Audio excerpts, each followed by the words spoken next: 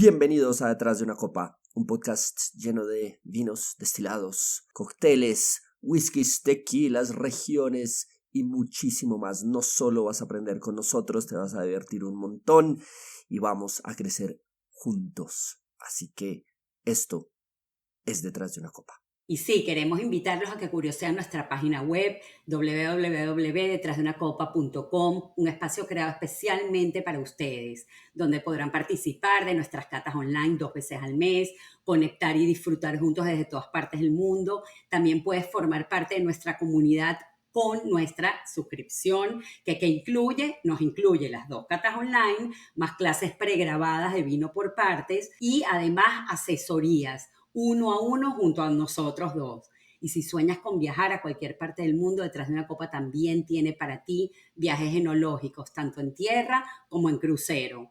Algunos ya con fechas confirmadas. Así que te invitamos a que entres a nuestra página web, explores lo que tenemos para ofrecerte y ahora disfrutes con nosotros un episodio súper espectacular. Estimados, hoy tenemos un capítulo de muerte y renacimiento, de sequías y orden, un poquito marciano, con muchos bichos. Esto es la filoxera. Mi nombre es Nicolás Reines. Mi nombre es Karen Gampel y hoy les vamos a hablar de un tema que sin exagerar cambió la historia del vino para siempre. Un tema que muchas veces se menciona por encima, pero pocas veces se explica bien, con calma y como en contexto, ¿no? La filoxera, de dónde salió, qué es exactamente, cómo atacó los viñedos, por qué devastó Europa, por qué en Estados Unidos impactó diferente, por qué se descubrió la solución a través del injerto, que ya les vamos a hablar, y por qué seguimos hablando de la filoxera, aunque ya no como antes.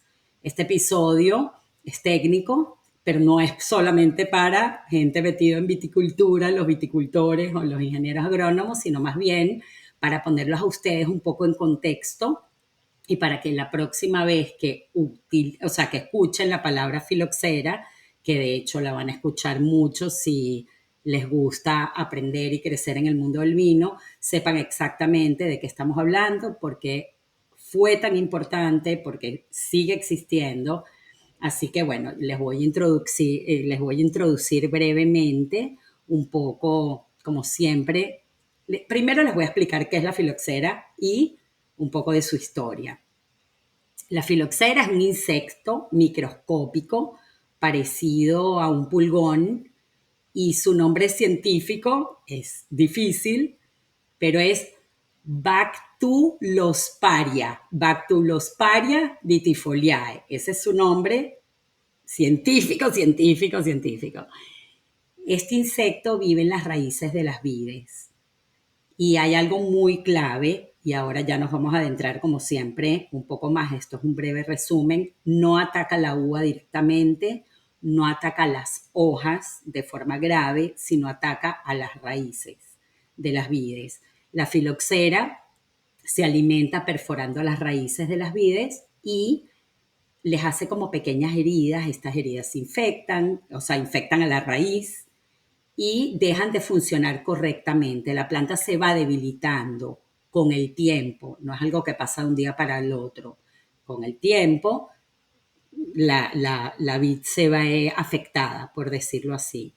Así que bueno, es originaria de América del Norte. Durante miles de años convivió bien con las vides americanas y ahora les vamos a explicar la diferencia de las vides en América y las vides en Europa. Y no causó catástrofe en ese momento en América del Norte, porque las especies americanas desarrollaron defensas naturales en sus raíces y la filoxera, ataca las raíces, como les acabo de decir, y les causa una cicatriz. Y bueno, en las americanas no sucede de esta manera. ¿Cómo llega la filoxera a Europa? Y aquí ya metiéndonos un poquitico en historia. A mediados del siglo XIX, alrededor de 1860 aproximadamente, sucedió esto a través de intercambio de plantas entre Europa, que importaba vides americanas para experimentar con nuevas variedades, querían estudiar resistencia de otros tipos de vides, y combatir enfermedades, y sin saberlo estas plantas traían consigo la filoxera, que no afectaba, como les acabo de decir, en América, pero fue un gran foco en Europa, empezando en Francia, y desde allí ya se expande como un incendio prácticamente toda Francia, España, Italia, Portugal, Alemania, Austria, Hungría. O sea, se va realmente expandiendo por toda Europa y causa daños muy, muy importantes, millonarios prácticamente. Estamos hablando entre el 60 y el 70% de los viñedos europeos fueron destruidos. Fue una catástrofe económica, social y cultural. Entonces, bueno, eso es un poquito de la historia que yo tengo. Nico, si tienes algo más que quieras agregar. Sí, acá hay muchas cosas muy lindas y es que la filoxera con todo esto fue un gran creador de caos, pero una muy linda oportunidad, ¿sí?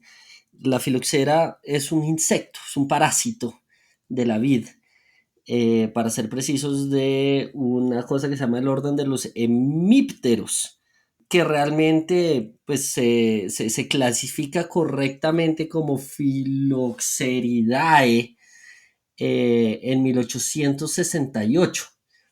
Eh, Se nombra recién también en el 54, en 1854 en Estados Unidos, como tratando de describir un poquito esas ampollas que generaba en la hoja de las vides, porque genera unas ampollas en las hojas que son muy notorias y realmente se divide en dos partes, una parte que es su parte alada y otra parte que es su parte terrestre, por decirlo de alguna manera. El insecto es un insecto picador, es un insecto parásito que tiene dos formas principales que son, bueno, me voy a meter en temas ya un poquito raros, que son unas donde las hembras se reproducen sin intervención del macho, que no tienen alas, y otra parte que tienen una reproducción sexual entre hembras y machos, pero que no se alimentan de las plantas. Entonces es un poquito raro porque realmente son bichos que se mueven de una manera muy lentamente dentro de la tierra,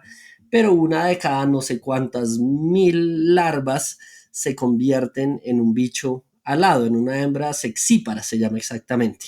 Entonces, cuando uno dice, no, es que esto se mueve, la filoxera se mueve como 1 centímetro por año, y uno dice, pero ¿cómo así que 1 centímetro por año destruyó todos los viñedos de Europa? Pues una de estas sale con alas, y cuando sale con alas el viento se la lleva a kilómetros de distancia y allá tiene sus, tiene sus formas. Pero estos son básicamente unos bichos que viven en el suelo y que generan varias generaciones en el suelo, después abandona el suelo, va hacia las plantas, se alimenta de las plantas, vuelve a las raíces y realmente genera un poquito de destroce, ¿sí? El primer gran brote se detecta en Francia en 1863, en el Ródano para ser precisos.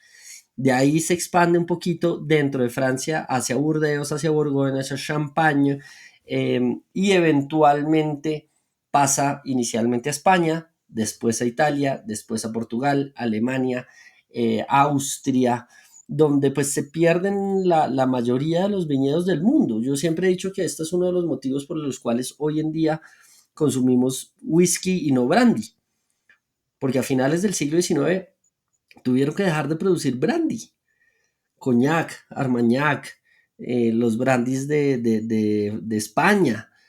Y en este momento el whisky tiene una gran oportunidad de conquistar al mundo y pues eventualmente lo hace, ¿sí?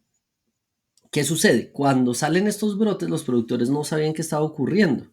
Las plantas empezaron a debilitarse, las hojas se volvieron amarillas, eventualmente las plantas morían, ¿sí? Inicialmente se pensó que era un tema de suelo o alguna enfermedad que no era conocida, pero hubo un biólogo que se llamaba Jules-Émile Planchon, identifica el insecto y realmente ya era incontrolable, porque como decía Karen al principio, esto no es que se dé de un día para otro, esto se necesitan algunos años para que la filoxera empiece a mostrar sus efectos en la planta como tal. Entonces, una vez yo ya veo los efectos, ¿sí? Ya la filoxera lleva varios años en la planta. ¿ok? Históricamente, como se les dije, llega después a España e Italia entre 1878 y 1890, ¿sí? Y realmente, pues hasta los años 1900 es donde realmente termina llegando a Portugal y Alemania, y por última, Austria, Hungría, Grecia y muchos más. Entonces, ¿qué es interesante entender acá? Es interesante entender que yo eventualmente encontré una solución, entre comillas. No es una solución, no es que yo entré y fumigué y ya está, ¿sí? La filoxera sigue ahí, hoy en día convive, y era lo que decía Jara al principio. Yo tengo botánicamente las vitis. Dentro de las vitis tengo las vitis viníferas y las otras, como la labrusca, la berlandieri y otras. En Europa, las plantas originales no eran vitis vinífera. Cuando hablamos de vitis vinífera, estamos hablando que la vitis vinífera tiene 5.000 variedades de uvas, y estas son las que hemos hablado muchas veces: Malbec, Cabernet Merlot, Syrah, Sauvignon Blanc, Riesling, etcétera, etcétera, etcétera. Entonces, la filoxera convivía en una simbiosis muy bonita en Europa con las vitis no viníferas. ¿Ok? Las raíces eran lo suficientemente fuertes para aguantar que los bichos se alimentaran de las raíces y que la planta pudiera seguir trabajando normal, produciendo uva. Cuando la filoxera se encuentra con las raíces de las vitis viníferas, las raíces de las vitis viníferas son mucho más delicadas. Entonces aquí la planta no entra en simbiosis, sino que la filoxera le gana a la planta. Aquí es donde se genera este problema.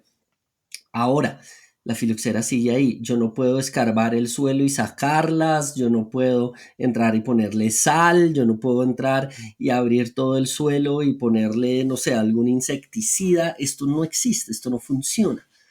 Entonces, la solución que encontraron, ¿sí?, a finales del siglo XIX, principios del siglo XX, es utilizar las raíces de las vitis no viníferas en portainjertos. ¿Qué quiere decir esto? Yo agarro una raíz de una vitis no vinífera, ya vamos a ver que es un poquito más complejo que eso, y yo le injerto, ¿sí? Le pongo la parte aérea del Malbec o del Cabernet o del Merlot o de lo que sea, ¿sí? Pero utilizo las raíces de otras plantas, ¿ok? Entonces, hoy en día, cuando yo planto un viñedo en casi todo el mundo, yo normalmente utilizo portainjertos, utilizo unas raíces que no son 100% vitis vinífera. Ojo, estas raíces después pueden tener unos híbridos, pueden ser diferentes, pero realmente yo empiezo y hago como unos híbridos y unos clones entre estas, entre estas variedades. Las raíces de las viníferas son muy débiles, entonces, ¿qué es lo que hacen? Si buscan, por ejemplo, las raíces de la uva labrusca, ¿ok? ¿Qué sucede? Me da aromas, la labrusca como uva me da aromas mucho más salvajes, a foxy, como a zorrillo, a zorro, ¿sí? Es una uva que se utiliza mucho para hacer híbridos en el mundo. Está la riparia, ¿sí?, que le va muy bien los suelos aluviales. Son unas raíces que son bajas en vigor, o sea, que no aprovechan mucho el suelo. Entonces, en suelos muy, muy fértiles son buenísimas. Después está las rupestris, que sí tienen mucho vigor, pero que es susceptible a otras enfermedades. Está la berlandieri, ¿sí?, que tiene unas raíces muy profundas y vigorosas. Entonces, ¿qué es lo que ha hecho el ser humano? El ser humano ha agarrado estas raíces y las ha mezclado. Entonces yo tengo hoy en día raíces híbridas entre vinífera y rupestris, entre rupestris y labrusca, entre labrusca y vinífera, y han hecho los cruces de las raíces para encontrar cuáles son las mejores raíces para diferentes suelos. Entonces hay raíces que me aguantan más la acidez, hay raíces que me aguantan más la sequía, hay raíces que me aguantan más la vigorosidad del suelo, hay raíces que aprovechan mejor el agua. Entonces yo hoy en día, si quiero ir a comprar una planta, yo no voy a ir a comprar Malbec, yo voy a comprar el clon de Malbec que yo selecciono, no sé, Malbec 24CF42Y, no tengo ni idea de qué estoy hablando en este momento en este sentido, y yo le digo al productor de plantas, ¿sí? Al del nursery, al del invernadero, por decirlo de alguna manera, necesito, no sé, 150.000 plantas de Malbec Clon 2242 FY, ¿sí? En raíces híbridas de la brusca y vinífera. Ahí es cuando uno se queda como, blob, ¿qué es lo que está pasando? ¿Por qué? Porque, de nuevo, la parte aérea, ¿sí? Cuando yo hago el porta injertos, agarro unas raíces y le injerto la aérea me va a dar la forma de las hojas, el color de las hojas, la uva, las flores y muchísimo más. Pero las raíces es lo que me va a dar los nutrientes. Unos me van a dar más nutrientes, otros me van a dar menos nutrientes, unos me van a dar más vigorosidad, otros me van a dar menos vigorosidad. Uno va a aguantar más el suelo ácido, el otro va a aguantar menos el suelo ácido. Y aquí se complica la cosa a un 300% de lo que nosotros conocíamos. Porque hemos dicho es que Malbec no es Malbec, Cabernet no es Cabernet. ¿Por qué? Por la vinificación, por la concentración, por la madurez, por todo, por la madurez, por todos los procesos en la viticultura y en la enología que habíamos visto. Pero es que resulta que no es solo desde que yo agarro la uva o trabajo el viñedo, sino que adicionalmente yo tengo una cosa que se llaman los clones. Los clones son adaptaciones genéticas y cambios genéticos que se van dando en la planta a medida que pasa el tiempo. A medida que pasa el tiempo, cada uva se va adaptando a su clima, se va adaptando a su suelo y me va a generar pequeñas modificaciones genéticas en algo que se llaman clones, ¿sí? Por ahí, estos son las vitis viníferas. Si yo agarro una vitis vinífera y la cruzo con otra vitis vinífera, como lo hizo un personaje a principios del siglo XX en Sudáfrica, que diseñó una uva que se llama Pinotage. Pinotage es es un cruce entre una vitis vinífera que se llama Sanson, ¿sí? Que le decían Hermitage en su momento, y otra vitis vinífera que se llama Pinot Noir. Esto es un cruce, cuando yo mezclo una planta vinífera con otra planta vinífera. Pero resulta que yo también puedo cruzar las plantas no viníferas. En el caso que yo agarre una vinífera con una no vinífera, esto se llama híbridos, ¿sí? Y hay híbridos súper famosos. Müller-Thurgau es una, ¿sí? Concord, que es con lo que se hace el Manischewitz, que hablábamos hace algunos capítulos, es buenísima, ¿sí? Si no han ido, vayan, escuchen nuestro capítulo de vinos kosher, que hablamos, yo creo que hablamos de Concord, y si no, suscríbanse a Detrás de una Copa, porque en nuestras catas virtuales son este tipo de cositas que mencionamos que son muy lindas. Si no saben de qué se trata esto, hacemos 2 catas al mes, con un grupo fantástico de personas que seguramente tienen sus mismos gustos, es gente con la que se van a sentir muy, muy cómodos y nos sentamos y probamos vinos. Entonces, suscríbanse, vayan a nuestra página web www.detrasdeunacopa.com y van a encontrar un montón de cosas muy lindas en términos de viajes, de catas online y muchísimos otros beneficios que están súper cool. Entonces, esto venía a que yo agarro una vitis vinífera y la mezclo con otra variedad, sea la Brusca, Berlandieri, cualquiera de estas, tengo un híbrido. Este híbrido es súper importante y hay unas súper famosas, Baco 22A, Concord, Müller-Thurgau. En Canadá hay un montón, en Japón hay un montón, pero aquí es donde se complica la cosa, ¿sí? No parece mucho más sencillo. Nico, entonces una pregunta para que a todo el mundo le quede claro. Quiere decir que si cruzamos dos vitiviníferas, raíces de uno con parte aérea del otro, es un cruce, obviamente, y si es vitivinífera con una no vinífera, como la Lambrusca, Bernardieri, Riparia, Rupestri, cualquiera de las otras, entonces viene a ser un híbrido. Pero entonces la mayoría de las plantas son híbridos. Porque No, para aguantar la filoxera no, necesitas tener raíz de no vinífera. me encanta porque no, acá estamos hablando de cruces de la parte aérea. Las raíces siempre son híbridos, sí, pero la parte aérea puede ser cruces o híbridos. Entonces yo puedo tener cruces híbridos Entonces o debemos vinífera. aclararlo. Ok, Claro. ok. Es que es complejísimo, es súper bonito. Volvamos entonces, resumen. Entonces, fíjense, las raíces, siempre que yo estoy en portainjertos, son híbridas. porque yo necesito la fuerza de las no viníferas para aguantarme la filoxera. Las raíces siempre son híbridas cuando yo estoy trabajando portainjertos. Cuando no estoy trabajando portainjertos, eso se llama pie franco, raíces originales, tiene varios nombres. Las raíces, cuando estoy haciendo portainjertos, son híbridas. La parte aérea, adicionalmente, puede ser vinífera, puede ser cruce o puede ser híbrido. Entonces yo de alguna manera me voy a cualquier lugar donde haya filoxera, porque en todo el mundo hay filoxera, ¿sí?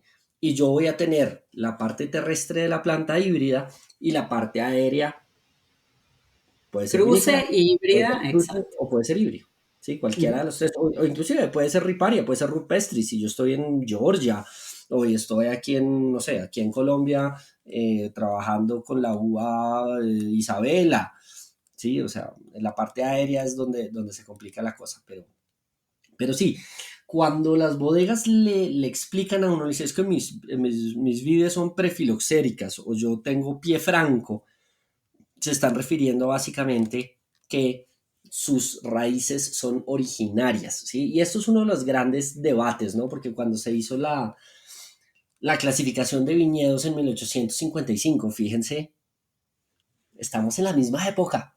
Cuando se hizo la clasificación de viñedos de Burdeos de 1855, yo tenía las raíces anteriores. Entonces, cuando llegó la filoxera, arrasó y yo tuve que replantar todo Burdeos. Seguramente esos vinos cambiaron al 200%. Y la clasificación sigue siendo la misma. Y la clasificación sigue siendo la misma, ¿sí? Exactamente. No porque el perfil aromático de la uva haya cambiado, porque Cabernet es Cabernet, punto. Pero seguramente esa planta en ese suelo, con las raíces diferentes, es más vigorosa, es menos vigorosa, me da más hojas, me da menos hojas, y puede que haya cambiado significativamente.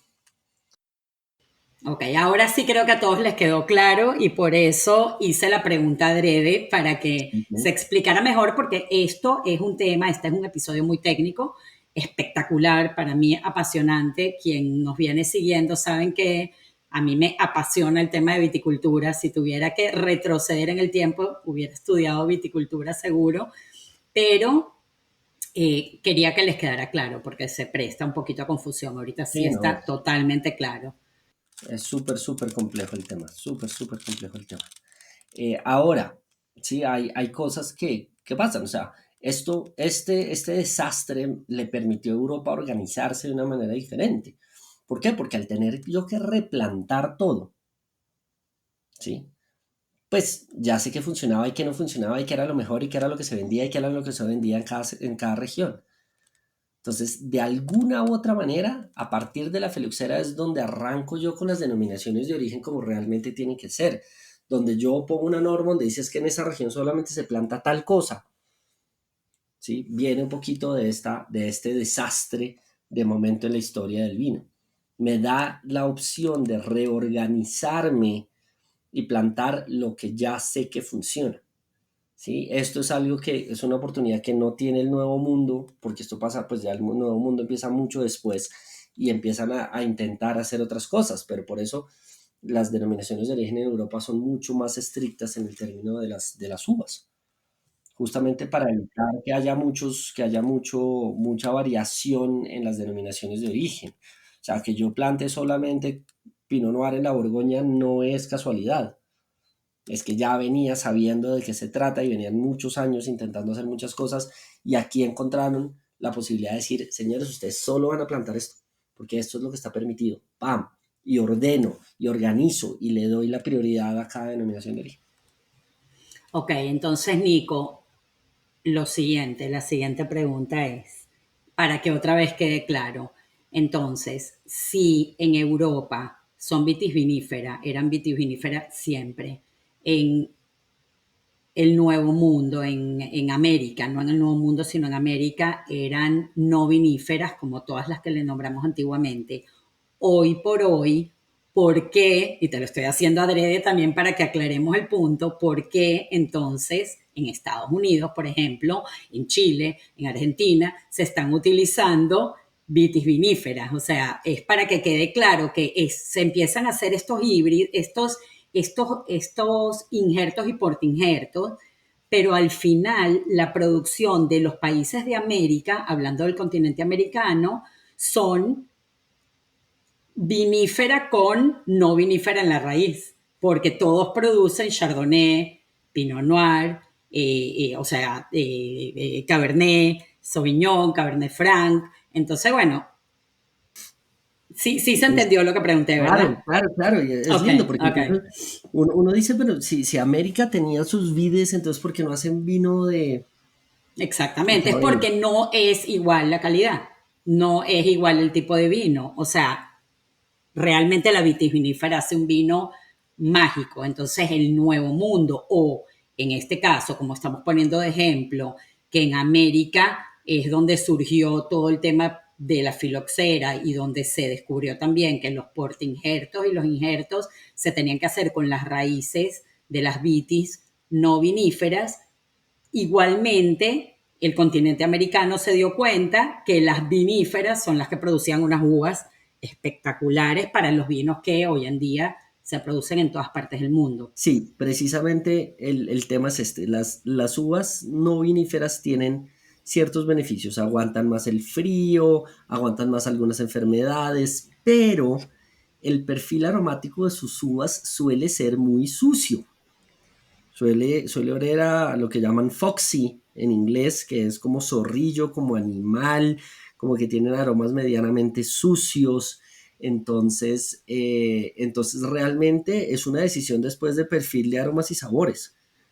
¿Sí? Ya en Europa, pues está todo destrozándose, pero en América se dan cuenta que estas uvas dan vinos de mucho mejor calidad, que sus aromas y sabores son más limpios, son más tratables, son más fáciles de manejar, y realmente ya eso es un tema más comercial y de perfil de aromas y sabores.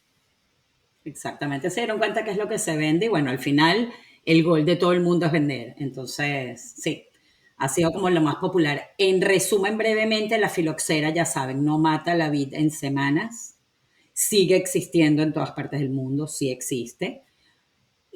Cuando ataca las vides, no da señales claras al principio, es un daño muy lento, es un daño silencioso. Hoy por hoy está muy controlado. Las vides durante los primeros años, y vamos a remontarnos a aquel momento en lo que sucedió, las vides parecían vivir, pero empezaban a producir menos, se iban debilitando y ya con el tiempo la raíz deja de absorber los nutrientes, la planta colapsa y el viñedo se muere completamente. Es un proceso que fue lento, que fue Claro, devastador, pero que no se pudieron dar cuenta a tiempo porque no era viable, no había forma, nadie sabía que no, existía y fue silencioso. y al principio se alegraron, porque claramente yo el primer año que veo que esta planta no me da 20 racimos, sino que me da 10 y me da mayor calidad, oiga, qué bueno. Y después, chan, paila. Exactamente, o sea, fue A ver, algo que entendieron y ya era tarde, pero sí, bueno, sí. gracias a Dios se consiguió solución, pues. Pero es lindo entender eso, sí, ojo, se consiguió manejar, sí, la filoxera sigue estando ahí. De hecho, hay un meme por ahí que dice que cuando te vas a deshacer de la exnovia tóxica y sale una foto de la filoxera, y es para morirse la risa. Lo que sí es que no fue 100%, ¿sí? Hay lugares en el mundo que sobrevivieron, hay pequeños viñedos que sobrevivieron, por eso vemos de vez en cuando en algunas etiquetas, contraetiquetas, prefiloxérico, porque hay motivos. La filoxera tiene varias cosas que no le gusta, ¿ok? Lo primero que no le gusta a la filoxera es Chile. Chile, Totalmente, se salvaron los claro, chilenos. los chilenos mantuvieron un control de sus fronteras muy estricto, y Chile es el lugar conocido por plantas prefiloxéricas, porque realmente no hubo un brote de filoxera en Chile nunca. Pero esto es un tema ya más de manejo de ser humano a un manejo de plantas. Pero hay otras cosas, ¿sí? Los suelos muy arenosos. Si tengo mucha arena, ¿sí? La filoxera no tiene dónde alimentarse de agua, ¿sí? Entonces la filoxera no le gustan los suelos arenosos, ¿ok? No le gustan tampoco los suelos volcánicos, Entonces hay parches volcánicos en lugares del mundo, ¿sí? Donde la filoxera nunca atacó. O sea, sí atacó, pero no fue victoriosa. ¿Ok? Por supuesto, hay islas que están alejadas de todo que no sufrieron de filoxera, ¿sí? Santorini y ese tipo de cosas, las islas Egeas, son lugares que la filoxera no llegó porque nunca llegó una planta como tal y el bicho no podía seguir, no podía llegar volando como pasó desde Ródano hasta Borgoña, por ejemplo. ¿Ok? Y la otra, que es bastante simpática, es que a la filoxera tampoco le gusta el exceso de agua. Entonces, en los viñedos de Argentina, cuando se regaba por inundación, ¿qué quiere decir por inundación? Yo simplemente abría una compuerta e inundaba el viñedo 1 o 2 veces al año y con eso le daba todo el agua que iba a necesitar durante todo el año. En esos viñedos de riego por inundación, la filoxera tampoco, tampoco funcionó. ¿Ok? Entonces, Tengo, tengo una anécdota ahorita que dijiste eso que no quiero que se me olvide, que era que hubieron decisiones desesperadas, como esto que está diciendo Nico de inundar viñedos, que bueno, Nico puso el tema de Argentina, pero estoy hablando remontándonos a la época otra vez que sucedió todo esto de la filoxera y cuando se dieron cuenta empezaron a inundar viñedos, no le funcionó. Empezaron a utilizar productos químicos tóxicos, no le funcionó. Hasta empezaron, el otro día lo leí, a enterrar sapos, cenizas, estiércol en los viñedos, no le funcionó. Hasta rituales, o sea, hubo gente que empezó a hacer rituales que los llamaban rituales milagrosos. Nada de esto le funcionó hasta que se descubrió que era el tema del injerto y el portainjerto lo que iba a ayudar con las raíces americanas. Entonces, bueno, me recordé ahorita que Nico habló de la inundación, se los quería comentar.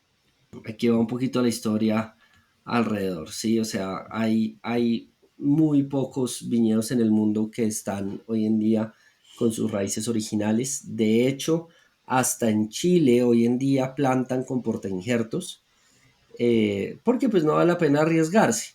Sí, finalmente sigue siendo un riesgo hoy en día y de hecho hubo un brote de vuelta de filoxera hace unos años en California eh, que lo hace interesante. Es un problema, digamos que actual. Esto no es algo que, eso no es algo que se haya solucionado, ¿sí? Entonces, simplemente como para que se hagan una idea, si yo tengo raíces de Berlandieri, ¿sí? Hay raíces que se llaman, no sé, por ejemplo, la 140 de Ruggeri, que es un híbrido entre Berlandieri y Rupestris X, ¿sí? Tienen este tipo de nombres. 110R, 99R, 161-49, 420A, MGT, o sea, vainas que son súper, súper extrañas, pero realmente generan cosas muy chéveres. Como para darles unos ejemplos, porque sé que hablamos de cruces híbridos y viníferas. Hay cruces naturales que hoy en día se identifican como viníferas, ¿sí? Cabernet Sauvignon, que es el cruce de Cabernet Franc y Sauvignon Blanc, que lo hemos hablado en algún capítulo, ¿sí? Merlot es un cruce entre Cabernet Franc y Madeleine Noir de Charente, ¿sí? Chardonnay es un cruce de Gouais Blanc y Pinot Noir. De alguna manera o se cruzaron o se descubrieron. Los cruces experimentales son otras cosas. Acá hay una cosa que se llama Alicante Bouschet, que es Grenache más Petit Bousquet, o Alicante Busquet, sí, Boucher, yo creo que se pronuncia así. Elbling, que es un cruce natural de Gouais Blanc, Verdejo Negro, ¿sí? Cruces que ya son por selección genética como Pinotage, Marcelin, Müller-Thurgau, Zweigelt, Dornfelder, Scheurebe, Bacchus, Rothberger. Fíjense que casi todo lo que estoy mencionando es alemán. ¿Por qué? Porque finalmente uno de los objetivos de los cruces es lograr que resista al frío, ¿sí? Que el frío es de los elementos más complejos de manejar. Después de los cruces híbridos ya es algo más bien nuevo. Entonces tengo Baco Noir, de Chonac, Seyval Blanc, Maréchal Foch, que es un ovo que se utiliza mucho en Canadá, Noiret, bueno, un montón de cosas que la verdad Si les soy honesto, yo no creo haberlos probado nunca en, en varietales, ¿sí? Pero pues es interesante, digamos, y que realmente se, mm, se usan mucho en lugares muy fríos como Canadá. Entonces, esto lo hace súper, súper interesante. Así que bueno, ahí es donde yo empiezo a jugar con las variedades, empiezo a jugar con los lugares, empiezo a jugar con la filoxera. De nuevo, yo cuando voy a plantar un viñedo, no digo, ay, voy a plantar Malbec y ya está. Detrás de eso hay muchísimo más, hay una selección de raíces, hay una selección de parte aérea, hay una selección de clon, hay una selección de, bueno, un montón de cosas adicionales que son hay un montón de cosas adicionales que son la dirección del viñedo, la pendiente, el tipo de riego, bueno, y muchas otras cosas que tengo que tener en cuenta cuando estoy pensando en un viñedo que son muy interesantes. Bueno, yo creo que, bueno, ya les dimos todo lo básico Nos falta el y maridaje. entendieron, ¿ah? Nos falta el Básico, maridaje. básico y profundo el maridaje con la filoxera. Está buenísimo. Si tienes alguno, por favor, dímelo porque Claro, no claro. estoy clara. No Pues estoy clara. si podemos comer tacos con chapulines, ¿por qué no? Bueno, hoy la filoxera ya no es el monstruo que fue en el siglo XIX, pero sigue ahí, existe, que es importante que lo sepan. Yo ahorita que estuve en Argentina me lo nombraron muchas veces. Habían algunos viñedos que estaban a pie franco, pero la mayoría eran injertos y portinjertos y definitivamente en todos nos recordaban que la filoxera sigue presente, solamente que está controlada y es lo importante, pues. El vino es agricultura, la agricultura siempre depende de la adaptación, del conocimiento y para mí lo más importante es el respeto del hombre por la naturaleza. Tenemos que respetar el ciclo de la naturaleza y tenemos que irnos adaptando porque no la podemos controlar y es algo que tenemos que tener presentes. Así que hay que disfrutar los vinos en todas partes del mundo, según las características que tengan, según los cambios que hay climáticos, según epidemias, así como hubo el COVID hace unos años atrás, que fue el mundo antes y después del COVID. Bueno, igualito el mundo del vino fue el mundo antes y después de la filoxera. Así que me parece que este es un episodio muy lindo, importante que lo conozcan y más si les apasiona el mundo del vino tanto como a nosotros. Y bueno, si tienen alguna duda, alguna cuestión que nos quieran comentar, que quieran saber, por favor escríbanos. Estamos todo el tiempo pendientes de responder en los comentarios acá. También es importante que nos hagan reviews, los que oyen el podcast usualmente, que nos comenten, que nos hagan reviews. Por supuesto, 5 es el que estamos esperando porque es lo que nos va a ayudar a seguir llegando a más público, a seguir creciendo en las plataformas y a seguirles entregando a ustedes lo mejor que nosotros podamos el día a día. También otra vez les repito que tenemos una suscripción maravillosa, pueden entrar en nuestra página web detrásdeunacopa.com y ver ahí los futuros viajes. Ya tenemos 2 fechas de viajes para el año que viene, otra vez el viaje de cruceros de Cata, en donde Nicolás y yo vamos a estar con ustedes todas las noches haciendo unas cenas maridadas con vinos maravillosos. Y bueno, esta vez va a ser 3 noches en vez de 4 noches, para que nadie pierda días de trabajo y disfruten un fin de semana maravilloso y relajante saliendo de acá de Miami, el puerto de Fort Lauderdale. Así que anímense y sigan participando con nosotros en las catas online, en la suscripción o escuchando el podcast, en nuestra página de Instagram. Y bueno, los vemos en un próximo episodio. Se les quiere mucho. Chao, chao.